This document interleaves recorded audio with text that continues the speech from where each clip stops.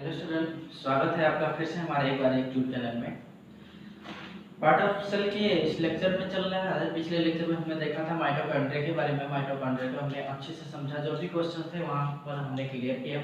आइए अब उसी में आगे बढ़ते हैं। तो अगला जो टॉपिक है या फिर अगला जो पॉइंट है वो हम पढ़ने वाले हैं ER के बारे में या फिर एंडोप्लाज्मिक रेटिकुलम के बारे में। हेडिंग है ER। ER को हम इंग्लिश में पूरा फुल फॉर्म में कहते हैं endoplasmic reticulum. Endoplasmic reticulum, endoplasmic reticulum Hindi में यह है अंतःप्रद्रव्य जालिका कहलाती है। क्या कहलाती है? अंतःप्रद्रव्य जालिका। ये कहाँ पाया जाता है? ER या फिर एंडोप्लाज्मिक रेटिकुलम जो है वो कहाँ पाया जाता है? तो पार्ट ऑफ सेल की बात हो रही है, इसका मतलब क्या है कि ये सेल में ही पाया जाएगा। पार्ट ऑफ सेल की बात हो रही है, यह भी क्या है, एक कोशिका का अंग ही है, तो इसका मतलब क्या है, कोशिका में ही पाया जाएगा। ठीक है, कोशिका में कहाँ पाया जाएगा, कैसे पाया जाएगा वो हम देखते हैं। कि एक हमने ये फिगर ड्रॉ किया है, ये एक सेल मान ली है हमने। क्या है? ये एक सेल है। ठीक है, सेल है और सेल की ये आउटर लेयर क्या कहलाएगी? सेल मेम्ब्रेन है। सेल की outer layer cell membrane. Cell की आउटर लेयर सेल मेम्ब्रेन है। उसके बाद ये इनर लेयर, इनर में ये जो अंदर बना हुआ है ये क्या है? ये न्यूक्लियस है। न्यूक्लियस, न्यूक्लियस की ये आउटर लेयर का क्या कहलाती है? न्यूक्लियस की आउटर लेयर न्यूक्लियस मेम्ब्रेन कहलाती है। क्या? न्यूक्लियस, न्यूक्लियस मेम्ब्रेन या फिर केंद्रक झिल्ली। अब देखेंगे कि जो एंडोप्लाज्मिक रेटिकुलम है वो कहाँ पाया जाता है। तो देखेंगे न्यूक्लियस की ये आउटर लेयर और फिर कहेंगे कि सेल की आउटर लेयर के मध्य जो खाली स्थान दिख रहा है आपको, ये वास्तव में खाली नहीं होता, ये मैट्रिक्स से पूरा का पूरा भरा होता है। और इसमें पाया क्या जाता है? इसमें हम कह रहे हैं क्या? मैट्रिक्स पाया जाता है। अब उस मैट्रिक्स को क्या कहते हैं? सो उस मैट्रिक्स को साइटोप्लाज्म नाम दिया जाता है। क्या? साइटोप्लाज्म नाम दिया जाता है। अब इसी साइटोप्लाज्म के अंदर ही ये क्या पाया जाता है? Endoplasmic reticulum. तो एंडोप्लाज्मिक रेटिकुलम कहां से कहां तक पाया जाता है? तो न्यूक्लियस मेम्ब्रेन से लेकर के सेल मेम्ब्रेन तक के यह फैला हुआ होता है। कहां से कहां तक?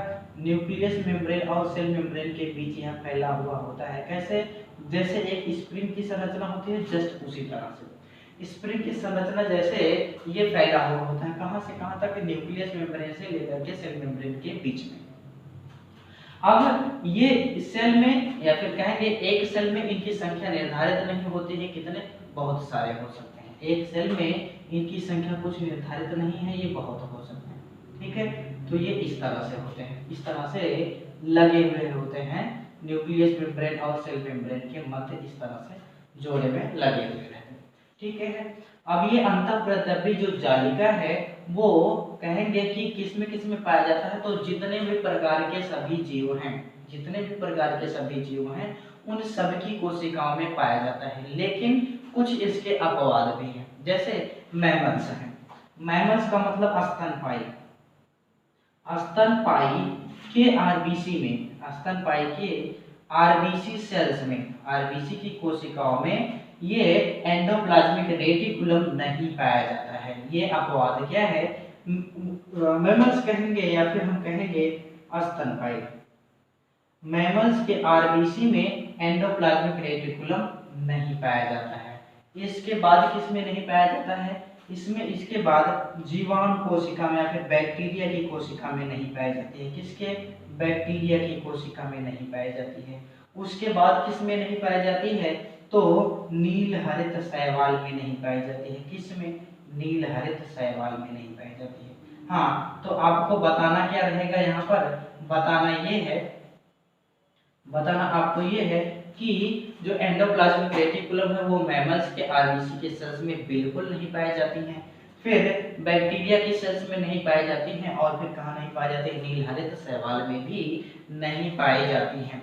तो आपने बता दिया कि कहाँ कहाँ तक ये नहीं पाया जाता। उसके बाद हम अब देखेंगे कि जो एंडोप्लाज्मिक रेटिकुलम है वो कितने टाइप का होता है। तो यहाँ पर हम देखेंगे एक स्थिति है हमारी, वो स्थिति क्या कहलाती है? राइबोसोम की स्थिति के आधार पर। किसके आधार पर? राइबोसोम की स्थिति के आधार पर एंडोप्लाज्मिक रेटिकुलम दो प्रकार के होते हैं। राइबोसोम की स्थिति के आधार पर ये एंडोप्लाज्मिक रेटिकुलम हमारे दो प्रकार के होते हैं। पहला क्या है, पहला स्मूथ एंडोप्लाज्मिक रेटिकुलम होता है, और दूसरा क्या होता है, ग्रेनुअल होता है। Granule endoplasmic reticulum. स्मूथ को हम सपाट एंडोप्लाज्मिक रेटिकुलम कहते हैं। उसके बाद ग्रेनुअल को कहते हैं कणिका युक्त। क्या कहेंगे, कणिका युक्त एंडोप्लाज्मिक रेटिकुलम, ER, कणिका युक्त। दो तरह के होते हैं, किसकी प्रजेंस के अनुसार या फिर किसकी स्थिति के अनुसार, राइबोसोम की स्थिति के अनुसार एंडोप्लाज्मिक रेटिकुलम दो टाइप के होते हैं। कौन कौन से, स्मूथ एंडोप्लाज्मिक रेटिकुलम और दूसरा ग्रेनुअल एंडोप्लाज्मिक रेटिकुलम या फिर ER। ठीक है, अब हम देखेंगे कि जो सपाट एंडोप्लाज्मिक रेटिकुलम है वो कैसा होता है। तो फिगर में हम देख रहे हैं कि ये हम फिगर एक ड्रॉ कर रहे हैं ऐसे, ये एक फिगर है। अब इसमें हमें कुछ ऐसी चीजें दिख रही हैं स्पष्ट, इस तरह की देख रहे हैं आप। ये क्या बना हुआ है, ये जस्ट यही एंडोप्लाज्मिक रेटिकुलम ही है। अर्थात जो यहाँ पर स्प्रिंग जैसी संरचना दिख रही है वो वास्तव में यदि हम बड़ा करके देखें, ध्यान से देखेंगे, सूक्ष्मदर्शी की सहायता से देखेंगे तो वो वास्तव में ऐसी दिखाई देगी। और इनकी जो सतह है वो चिकनी और सपाट होती है। चिकनी और सपाट होने के कारण से इसको सपाट एंडोप्लाज्मिक रेटिकुलम कहते हैं। इस पर कोई राइबोसोम नहीं पाया जाता है। क्यों? क्योंकि ये राइबोसोम की स्थिति के अनुसार है, इस पर कोई राइबोसोम नहीं पाया जाता है। ठीक है, उसके बाद ग्रेनुअल एंडोप्लाज्मिक रेटिकुलम क्या होता है। ग्रेनुअल की जो संरचना होती है वो भी कुछ इसी तरह से ही होती है। ऐसे हम देखेंगे, यहाँ पर हमने मान लिया ऐसे, तो ये फिगर हम ड्रॉ कर रहे हैं।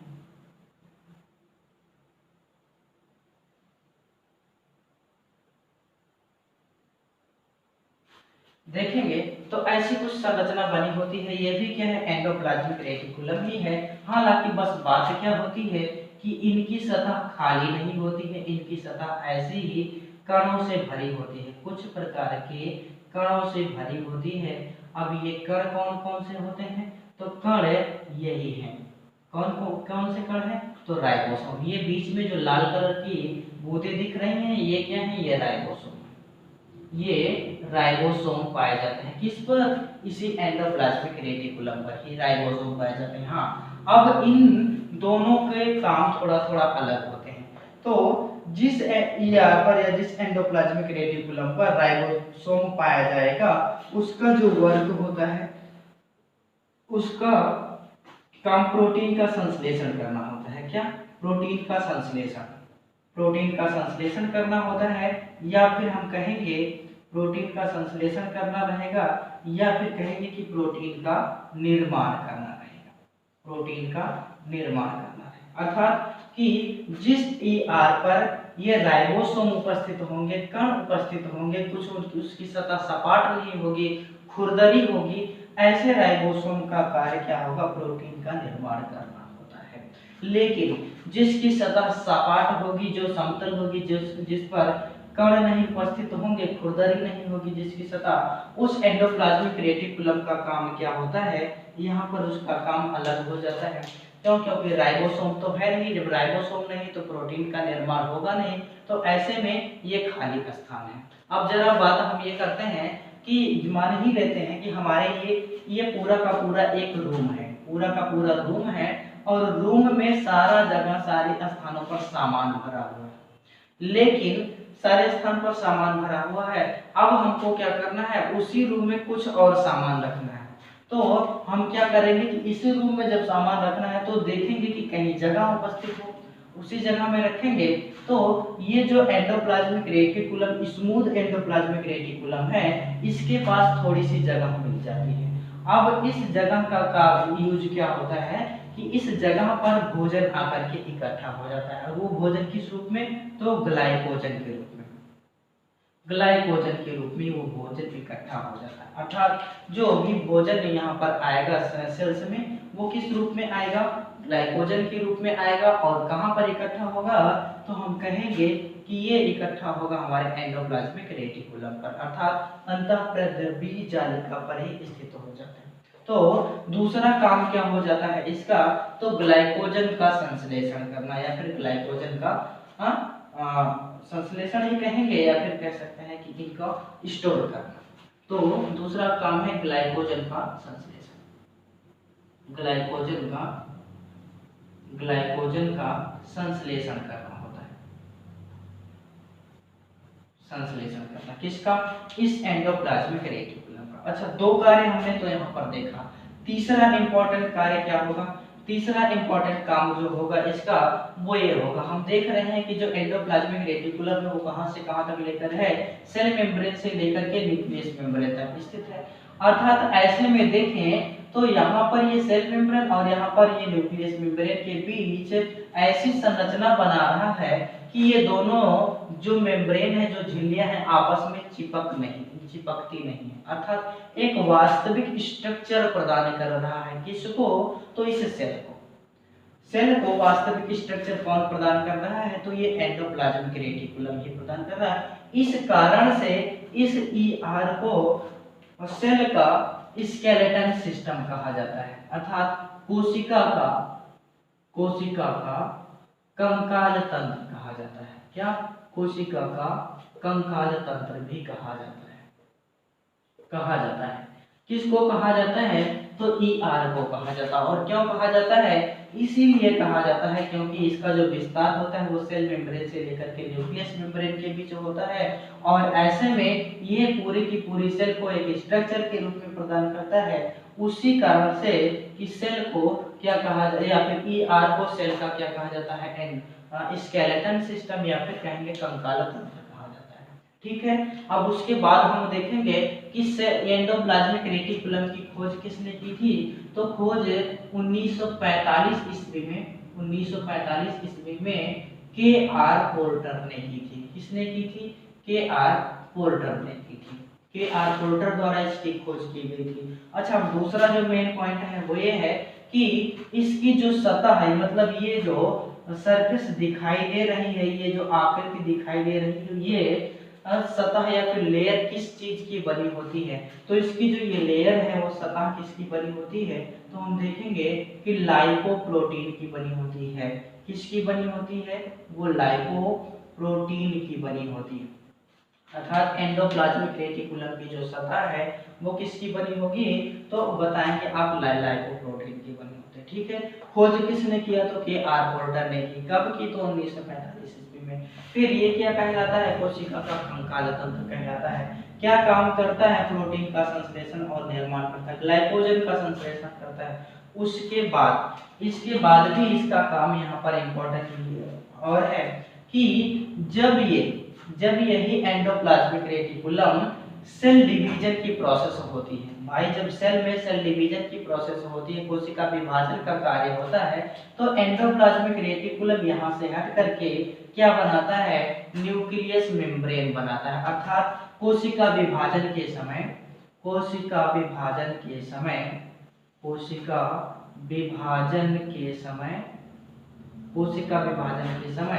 न्यूक्लियस मेम्ब्रेन या फिर केंद्रक आवरण का निर्माण करता है, केंद्रक झिल्ली का निर्माण करती है, केंद्रक झिल्ली का निर्माण करती है। कौन केंद्रक झिल्ली का निर्माण करेगी, तो यही एंडोप्लाज्मिक रेटिकुलम।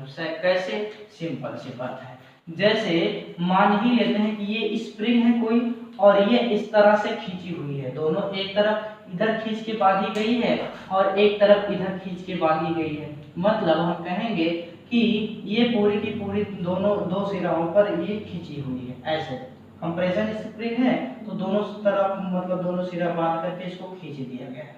उसके बाद मान लेते हैं कि यदि इस स्प्रिंग को यहाँ से काट दिया जाए फिर या फिर यहाँ से तोड़ दिया जाए, तो हम झट से देखेंगे कि ये स्प्रिंग क्या होगी कि इधर वाला बाकी का सिरा झट से इधर लिपट जाएगा और इधर वाला बाकी का सिरा झट से इधर लिपट जाएगा। होगा ऐसा, तो इस रूप में हम कहेंगे क्या, कि कोशिका विभाजन के समय ये जो एंडोप्लाज्मिक रेटिकुलम है वो किसका निर्माण करेगी, तो केंद्रक के आवरण का निर्माण करेगी, अर्थात केंद्रक झिल्ली का निर्माण करेगी। ठीक है, इतनी बात समझ में आई।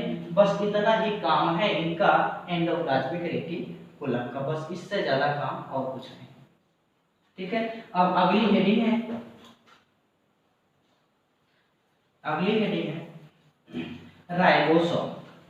राइबोसोम अभी हमने देखा यहाँ पे कि उसका काम क्या हो रहा था, वो थोड़ा सा काम इसका समझ में आया कि वो प्रोटीन का निर्माण कर रहा था या फिर प्रोटीन का संश्लेषण।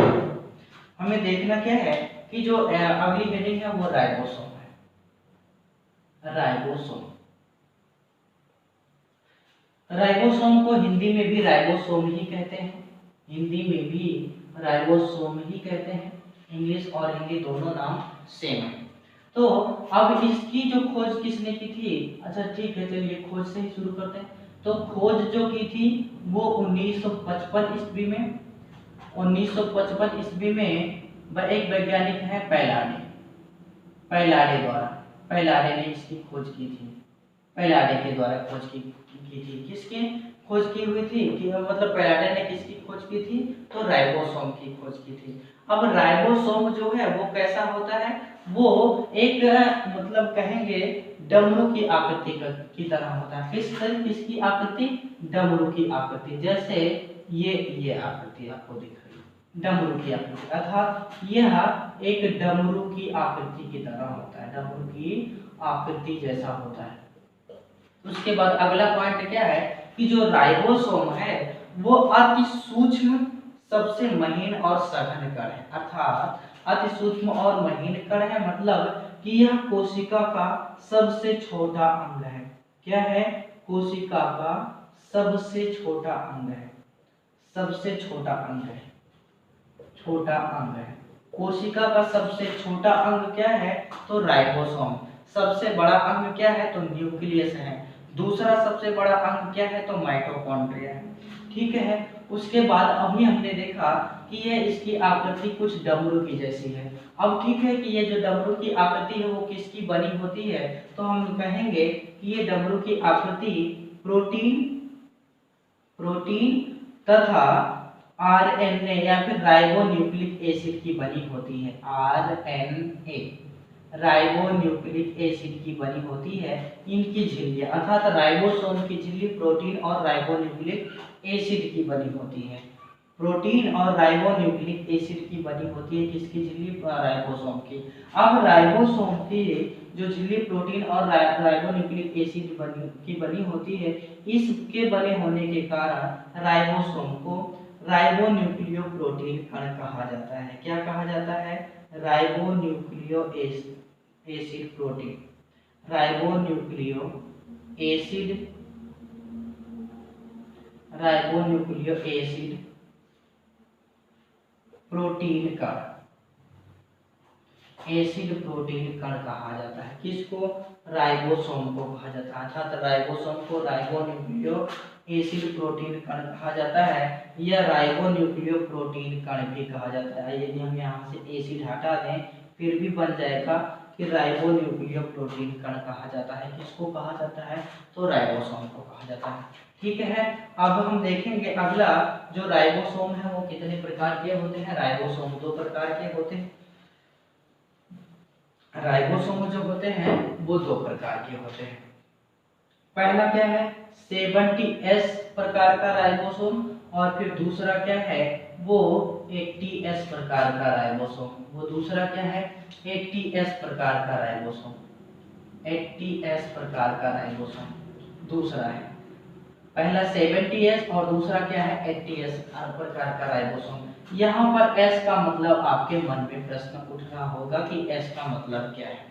ठीक है, अब S क्या है, S एक कांस्टेंट है। क्या है, इसको इंग्लिश में कहेंगे Svedberg constant, Svedberg constant,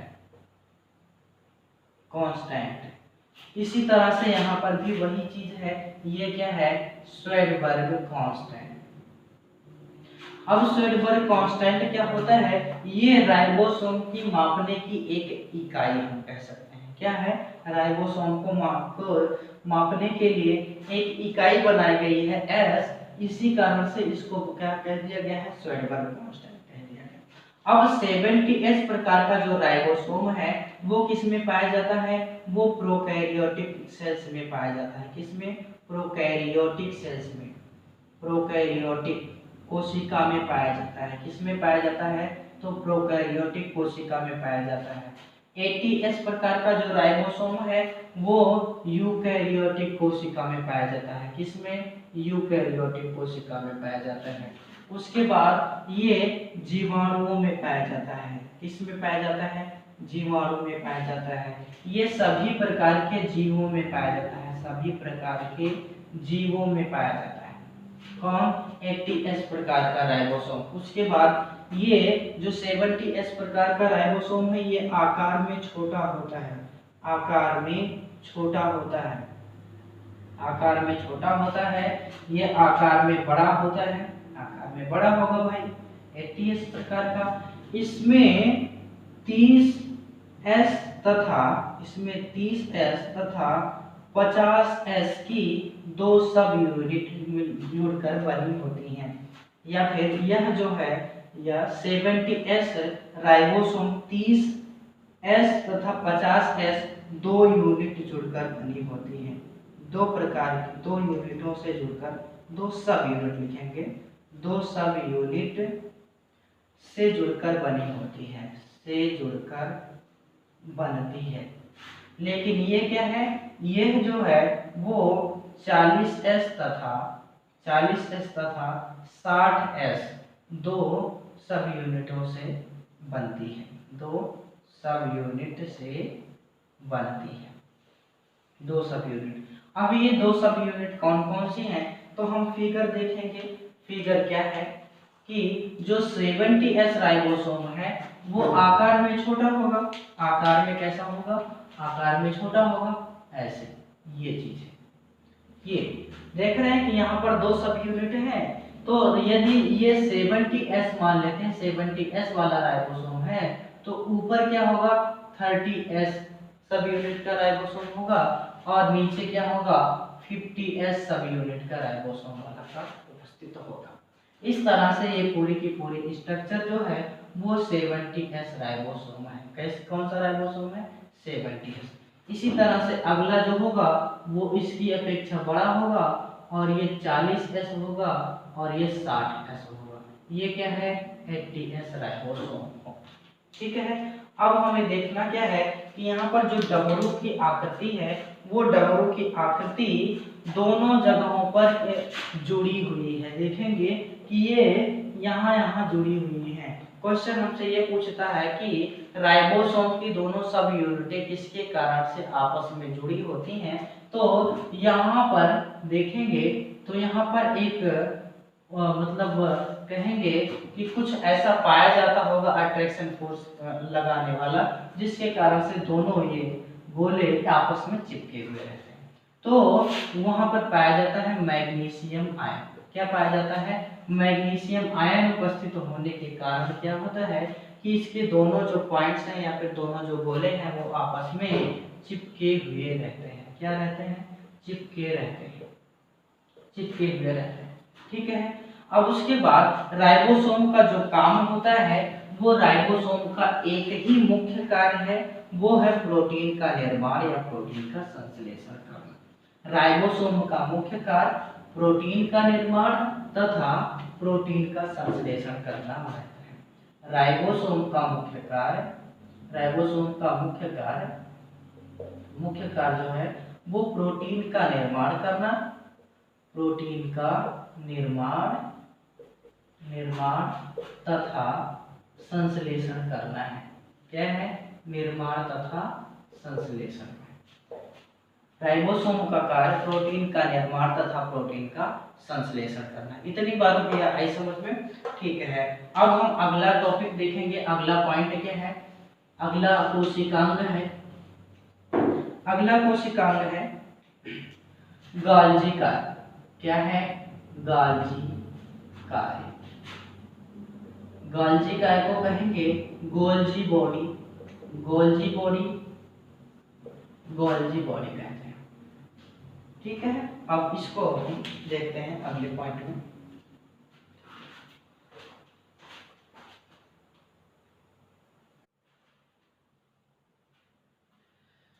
Golgi काय क्या है, हम देखेंगे कि यह भी क्या है, एक कोशिका का अंग ही है, एक कोशिकांग है।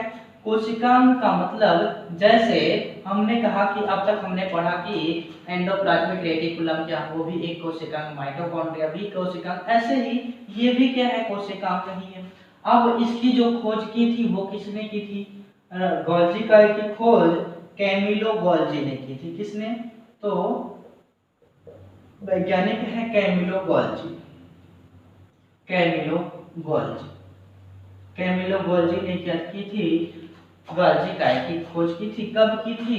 तो 1858 ईस्वी, 1898 ईस्वी, 58 सॉरी 1898 ईस्वी में की थी। और किस में की थी? तो सबसे पहले जंतु कोशिका में की थी। किसमें? जंतु कोशिका में की थी। इतनी बात आई है समझ में? किसने खोज की थी? बहुत ही सरल है, आसानी से याद हो जाएगा। गोल्जी काय है, तो गोल्जी वर्ड से ही हम याद रखेंगे कि गोल्जी वैज्ञानिक ने की थी, कैमिलो गोल्जी ने की थी। ठीक है, उसके बाद हम देखेंगे कि जो गोल्जी काय है वो कहाँ होता है। वो हम कहेंगे कि ये मान लेते हैं सेल है, और सेल के अंदर न्यूक्लियस, न्यूक्लियस के बाद जो प्रोटोप्लाज्म होता है, उसी प्रोटोप्लाज्म के अंदर ही ये गोल्जी काय स्थित होता है।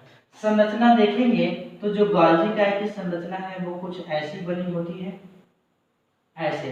ये गोल्जी काय प्लेटों के रूप में ऐसे ऐसे बने होते हैं, ऐसे ही प्लेटों के रूप में बने होते हैं, इस तरह से। ऐसे यदि हम इन सबको जोड़ना चाहें तो ये आपस में जुड़ भी जाएंगी। ऐसी ऐसी संरचना बनी होती है हमारे गोल्जी काय। ठीक है, गोल्जी। अब गोल्जी काय को हम कहते क्या हैं? गोल्जी काय को कोशिका का ट्रैफिक पुलिस कहा जाता है। क्या कहते हैं इसको? कोशिका का ट्रैफिक पुलिस कहते हैं, ट्रैफिक पुलिस कहते हैं, कोशिका का ट्रैफिक पुलिस कहते हैं। उसके बाद और क्या कहा जाता है इसको? प्रोटीन का, इसको प्रोटीन का पैकर्स या प्रोटीन को पैक करने वाला कहते हैं। क्या? प्रोटीन को पैक करने वाला कहता है, पैक करने वाला कहते हैं, प्रोटीन को पैक करने वाला कहते हैं। किसको? तो गोल्जी काय को। इसी तरह से प्रोटीन को बांधने का काम भी इनका होता है, तो यहाँ पर प्रोटीन को बांधने वाला भी कहते हैं, प्रोटीन को बांधने वाला भी कहते हैं, बांधने वाला। प्रोटीन को पैक करने वाला, प्रोटीन को बांधने वाला किसका काम होता है? गोल्जी काय का होता है। ट्रैफिक पुलिस का काम किसका होता है? तो गोल्जी काय का होता है। ठीक है, अब हम देखेंगे कि इसकी जो संरचना है, देख रहे हैं संरचना यहाँ पर हमें स्पष्ट दिखाई दे रही है। ये कुछ प्लेटें हैं, ये आपस में स्थिर और चिपकी हुई नहीं रहती हैं, ये प्लेटें मूव करती रहती हैं। प्लेटें क्या करती रहती हैं? आपस में ऐसे ऐसे मूव करती रहती हैं। उसके कारण से यहाँ पर कुछ इसके इम्पोर्टेंट कार्य हो जाते हैं मूव करने की वजह से। इसके पहले हम देख लेंगे कि इसकी ये जो प्लेटें हैं वो किसकी बनी होती हैं, तो वही लाइपोप्रोटीन की ही बनी होती हैं। किसकी? लाइपोप्रोटीन की बनी होती है। इसकी जो ये सतहें हैं वो लाइपोप्रोटीन की बनी होती है। ठीक है, अब पहला पॉइंट हम देखेंगे कि इसको कोशिका का ट्रैफिक पुलिस कहा जाता है। तो क्यों कहा जाता है, अब हम समझते हैं वहां से। जब अभी राइबोसोम को हमने पढ़ा, राइबोसोम एंडोप्लाज्मिक रेटिकुलम के साथ स्थित था। यहाँ पर ऐसी कुछ संरचना बनी हुई थी, अभी हमने बनाया था तो देखा था। मान लेते हैं कि ये एंडोप्लाज्मिक रेटिकुलम क्या है, इस सेल्स के साथ जुड़े हुए हैं। क्या है? ये न्यूक्लियस सेल है, और ये फिर क्या है? ये न्यूक्लियस है और ये सेल है। उसके बाद ये एंडोप्लाज्मिक रेटिकुलम। अब मान लेते हैं कि इन्हीं के बीच ये भी स्थित है, ये गोल्जी काय भी स्थित है, इन्हीं के मध्य गोल्जी काय भी स्थित है। अब देखेंगे कि इन पर क्या राइबोसोम्स लगे हुए हैं, ऐसे ऐसे इन पर क्या राइबोसोम्स लगे हुए हैं। अब उस राइबोसोम का कार्य क्या होता है, तो राइबोसोम का कार्य यहाँ पर प्रोटीन का निर्माण करना होता है। प्रोटीन का निर्माण करके वो हट जाता है, अर्थात राइबोसोम प्रोटीन का निर्माण कर दिया या आरएनए जो स्थित है राइबोसोम में उसने प्रोटीन का निर्माण तो कर दिया, लेकिन जो यहाँ पर प्रोटीन का निर्माण हुआ था वो इकट्ठा नहीं था, वो इधर उधर बिखरा हुआ था। वो क्या था? इधर उधर बिखरा हुआ था। तो ऐसे में उस बिखरे हुए के नाते गोल्जी काय ने क्या किया, उस प्रोटीन को, बिखरे हुए प्रोटीन को बटोर बटोर के इकट्ठा किया। इसके कारण से इन्हें या फिर गोल्जी काय को प्रोटीन को या फिर प्रोटीन को पैक करने वाला कहा या प्रोटीन को बांधने वाला कहा। भाई प्रोटीन को इकट्ठा करने के कारण इस गोल्जी काय को क्या कहा वैज्ञानिक ने? ये कहा प्रोटीन को बांधने वाला है ये, या फिर प्रोटीन को पैक करने वाला है। ठीक है। इसके अलावा केवल यहीं तक इसके कार्य सीमित नहीं है, इसके अलावा भी जब mRNA, मतलब हम कहेंगे mRNA नहीं, rRNA ने क्या किया था, मतलब आरएनए ने क्या किया था, प्रोटीन का निर्माण किया था, वो इधर उधर बिखरा हुआ था। गोल्जी काय ने क्या किया, उसी को बटन करके इकट्ठा कर दिया। लेकिन आरएनए का एक रूप है टीआरएनए। आरएनए का एक रूप टीआरएनए है। इसका काम क्या होता है? इसका काम प्रोटीन को वहां तक पहुंचाना जिस अंग को प्रोटीन की जरूरत है। प्रोटीन टीआरएनए का काम क्या होता है? ट्रांसफर आरएनए कहते हैं। तो इसका काम वही होता है जहां पर प्रोटीन की जरूरत होती है वहां पर पहुंचाना। तो देखेंगे कि मान लेते हैं कि आरएनए द्वारा बनाया गया प्रोटीन टीआरएनए द्वारा ले जाकर के कहीं दूर पहुंचाना है। मान लेते हैं कि कोशिका के बाहर या फिर कोशिका के बाहर यहाँ पर पहुंचाना है। तो यहाँ से टीआरएनए आएगा और इसकी सहायता से यहाँ पहुंचाएगा। थोड़ी सी देर में समझ लेते हैं, थोड़ी देर के लिए। तो ऐसे में इसको या फिर टीआरएनए को यहाँ से यहाँ तक जाने में समस्याएं झेलनी पड़ सकती हैं। तो ऐसे में जो गोल्जी काय है या फिर कहेंगे गोल्जी बॉडी है, उस टीआरएनए की हेल्प कर देता है और इसके प्रोटीन को यहाँ तक पहुँचा देता है। इसके प्रोटीन को यहाँ तक पहुँचा देता है। उसी हेल्प करने के कारण इसको ट्रैफिक पुलिस कहते हैं। किसका? सेल्स का। भाई ये इसका रास्ता इन्होंने क्लियर करवा दिया, इसका मतलब है तो कर ही दी। अब जब रास्ता क्लियर करवाने का काम किसका होता है? तो पुलिस का, ट्रैफिक पुलिस का ही होता है। तो ऐसे में मतलब गोल्जी काय को क्या संज्ञा दे दी गई कि इसे ट्रैफिक पुलिस ऑफ सेल्स कहा जाता है। ठीक है। तो गोल्जी काय से बस इतना ही क्वेश्चन। अब आगे जो है वो अगला टॉपिक है या फिर अगला पॉइंट है। गोल्जी काय से जो भी क्वेश्चन थे वो क्लियर है। अगला टॉपिक है लाइसोसोम। अगला टॉपिक है लाइसोसोम। लाइसोसोम को इंग्लिश में लाइसोसोम ही कहते हैं। लाइसोसोम को इंग्लिश में या फिर हिंदी में लाइसोसोम ही कहते हैं। ऐसा लाइसोसोम कहते हैं। लाइसोसोम ये क्या होता है? यह भी एक कोशिका का अंग ही होता है, बड़ा इंपॉर्टेंट कार्य होता है। लेकिन इसकी जो खोज की थी हम कहेंगे वो लाइसोसोम की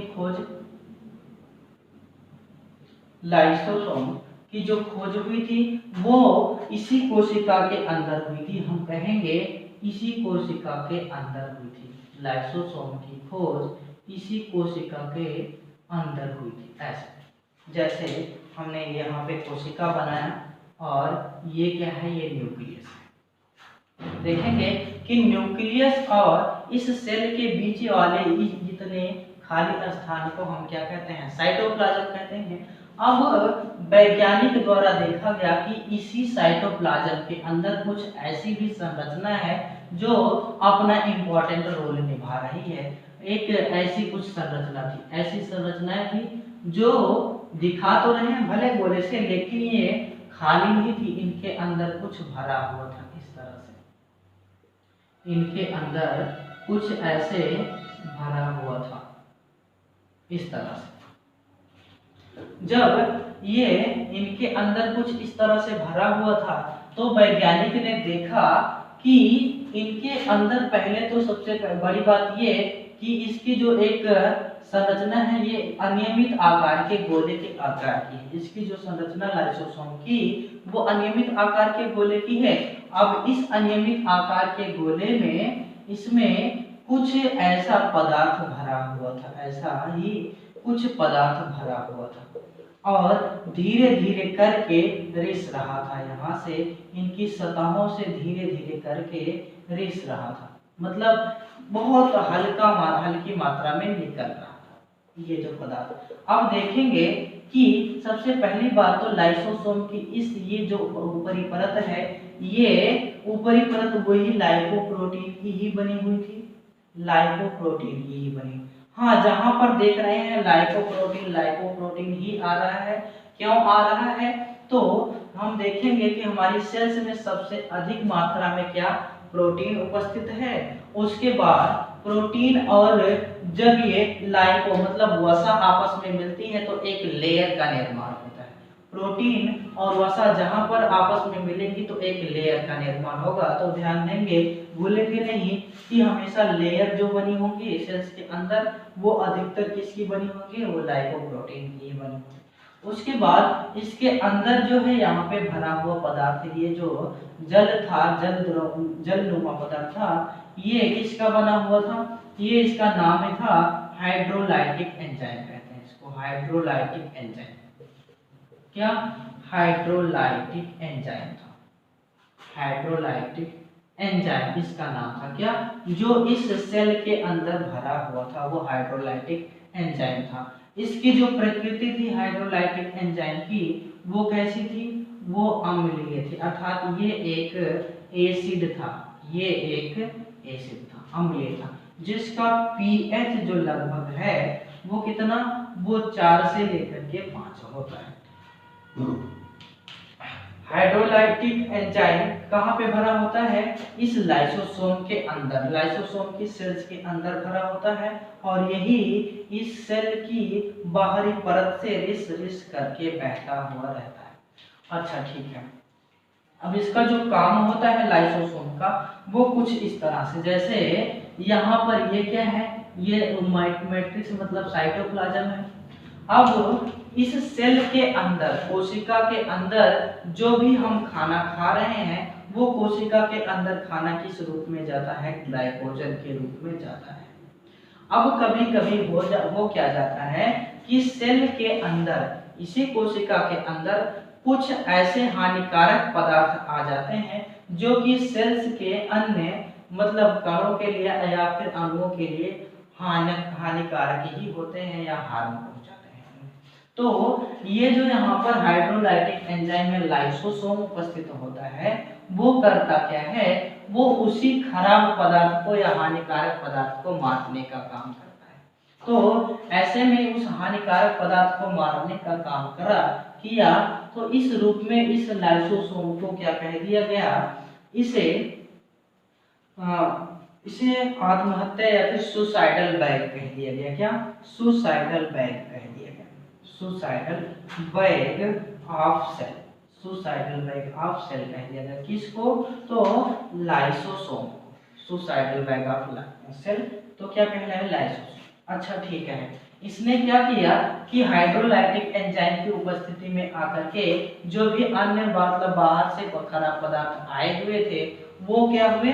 वो यहाँ से कहेंगे कि वो मृत हो। लेकिन अगला जो पॉइंट है वो क्या है कि कभी कभी ऐसा होता है कि ये झिल्ली यहाँ से फट जाती है, ये झिल्लियाँ यहाँ से फट जाती हैं तो इसके अंदर का ये जो हाइड्रोलाइटिक एंजाइम है वो बाहर निकल जाता है। अंदर का हाइड्रोलाइटिक एंजाइम बाहर निकल जाता है और बाहर निकलने से होता क्या है कि ये सेल्स में एकाएक फैल जाता है। कोशिका में एकाएक फैलने से कोशिका में कहेंगे अम्ल की मात्रा या फिर एसिड की मात्रा अधिक बढ़ जाती है और उसकी अधिक मतलब मात्रा बढ़ने से सेल ही नष्ट हो जाती है। मतलब हाइड्रोलाइटिक एंजाइम के या फिर लाइसोसोम की झिल्ली फटने के कारण पूरी की पूरी सेल नष्ट हो जाती है तब भी वहां पर इसे सुसाइडल बैग ही कहते हैं। लेकिन जब झिल्ली फटती है तो इसके कारण से यहाँ पर आवाज तो नहीं होती है, हालांकि जब झिल्ली फटती है तो वहां पर भी इसको एक टैग दिया गया है कि इसको एटम बम भी कहा जाता है। क्या? एटम बम ऑफ सेल भी कहते हैं, एटम बम ऑफ सेल कहते हैं। किसको? इस लाइसोसोम को क्या कहेंगे? एटम बम ऑफ सेल भी कहते हैं। अच्छा, तीसरा पॉइंट क्या है, यहाँ पर देखेंगे कि जो भी पदार्थ बाहर से आ रहे थे उनके पचाने का काम ये करता था। क्या? हाइड्रोलाइटिक एंजाइम या फिर लाइसोसोम। इसलिए लाइसोसोम को डाइजेस्टिव बैग भी कहा जाता है, मतलब कोशिका की पाचन थैली। क्या कहा जाता है? कोशिका की पाचन थैली भी कहा जाता है, कोशिका की पाचन थैली कहा जाता है, कोशिका की पाचन थैली कहा जाता है, मतलब digestive bag of cell, digestive bag of cell ही कहते हैं। किसको? तो इस लाइसोसोम। ठीक है। अच्छा, यहाँ पे एक पॉइंट हम भूल गए हैं राइबोसोम वाले पॉइंट में। राइबोसोम जब हम पढ़ रहे हैं तो राइबोसोम को हम देखेंगे कि जो राइबोसोम है वो प्रोटीन निर्माण की उस फैक्ट्री से कहा जाता है। राइबोसोम को क्या कहा जाता है? नोट कर लेंगे वहां जाकर के। प्रोटीन निर्माण की फैक्ट्री कहा जाता है राइबोसोम, प्रोटीन निर्माण की फैक्ट्री कहा जाता है। किसको? तो राइबोसोम को। वो वहां पे जाकर के नोट कर लेंगे। तो ये सुसाइडल बैग ऑफ सेल किसको कहा जाता है? लाइसोसोम को कहा जाता है। एटम बम ऑफ सेल किसको कहा जाता है? लाइसोसोम को कहा जाता है। या फिर कोशिका की पाचन थैली या डाइजेस्टिव बैग ऑफ सेल किसको कहा जाता है? वो लाइसोसोम को भी कहा जाता है। ठीक है। अब अगला पॉइंट यहाँ से ये उठता है क्वेश्चन हमारा कि जो रक्त की पुरानी सेल्स होती है वो कहाँ पर डेड होती है या फिर किसके प्रभाव के कारण से डेड होती है? रक्त की जो पुरानी सेल्स होती हैं वो भी किसके कारण से डेड होती हैं? लाइसोसोम के कारण ही डेड होती हैं। मतलब खून की या फिर रक्त की पुरानी सेल्स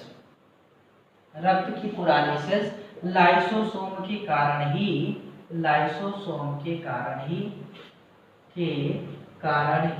मृत होती हैं। किसके कारण? लाइसोसोम के कारण मृत होती है।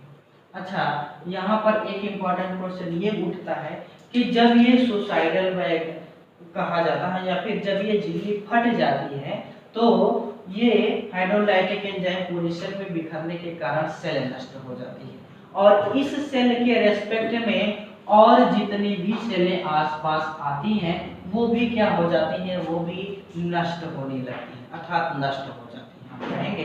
तो इस तरह से देखेंगे एक साथ कई सेलों का गुच्छा जो है, कई सेलों का समूह वो नष्ट हो जाता है। ऐसे में ये एक ब्रांच बन जाता है या कोशिकाओं का, मृत कोशिकाओं का समूह बन जाता है। लाइसोसोम के झिल्ली फटने के कारण कोशिका मृत होने से ये मृत कोशिकाओं की एक समूह बन जाती है या फिर मृत कोशिकाओं का गुच्छा बन जाता है, मृत कोशिकाओं का गुच्छा बन जाता है। अब इसी मृत कोशिकाओं के गुच्छे बनने के कारण जो रक्त है वो काला पड़ने लगता है। रक्त जब काला पड़ जाता है तो उसी को कहते हैं क्या? Blood cancer. उसी को क्या कहते हैं? Blood cancer. उसी को ब्लड कैंसर कहते हैं। किसको? इसको मतलब जब रक्त की कोशिकाएं या फिर रक्त की कोशिकाएं मर जाती हैं और मरने के कारण आपस में इकट्ठा हो जाती हैं और इकट्ठा हो जाने के कारण से वह ब्लड क्या हो जाता है? काला हो जाता है। उसी को ब्लड कैंसर। अर्थात क्वेश्चन हमारा ये है कि कैंसर निर्माण में कोशिका का कौन सा अंग भाग लेता है ना? तो कैंसर निर्माण में कोशिका का लाइसोसोम अंग ही भाग लेता है। ठीक है। तो इतनी चीजें शायद आपको समझ में आई होंगी और एक एक पॉइंट करके आप लिख लेंगे, कभी नहीं भूलेंगे, और यहाँ इससे ज्यादा क्वेश्चंस भी कभी आपसे पूछेगा नहीं। ठीक है, तो आगे की जो बातें होगी वो अगले लेक्चर में हम करेंगे। अब तक के लिए इतना ही, ठीक है।